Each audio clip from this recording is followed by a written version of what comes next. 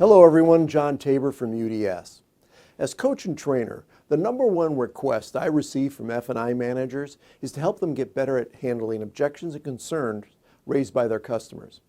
In today's tip, I thought I'd share a secret that'll help you bypass the objections and concerns and start enrolling your customers into multiple products in every deal. Now before I share the secret, I have a question. On a scale from 1 to 10, how would you rate your closing skills in F&I? The answer I get most is an 8. I have another question for you.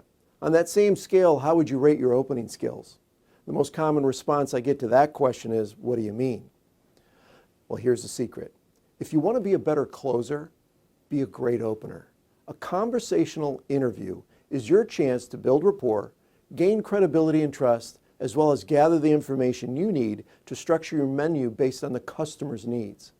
Most interviews sound like interrogations rather than conversations. And the reason is most of the questions are closed-end questions that require a one-word or yes or no answer. And you know what they are. How many miles do you drive a year? How long do you normally keep your car? Are you the primary driver? And so on. Now, these questions work in getting useful information, but they don't take full advantage of the incredible valuable time we're spending with a customer. Usually, these questions only enable us to create menu based on general or generic problems that could arise, and we close on things that could happen. If we ask our questions a little differently, we can learn about our customer's life and how they'll be using the vehicle, what matters to them in owning the vehicle they have chosen and what doesn't. Based on this information, we can relate the benefits of a product to their everyday life and their priorities. Open-ended questions get the customer talking, which helps us to discover their needs. Good follow-up questions to their responses position us as being a consultant. They help us build rapport and trust.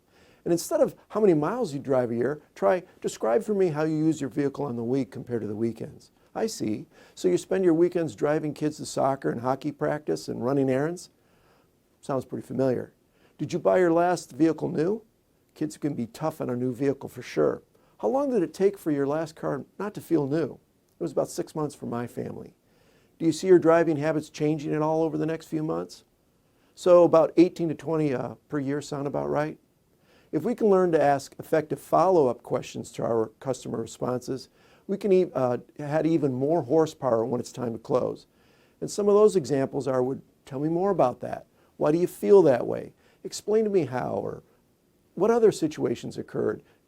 How did you feel when? And these are just a few. This change in your interview can make a big difference while handling customer concerns and objections. They'll also give you a logical closing dialogue you can believe in, and this will take your closing skills to a whole new level. Email me at jtabor@UDS Dealer Services for a list of some powerful interview questions that you should be asking your next customer. So, if you want to be a better closer in F&I, start by becoming a great opener.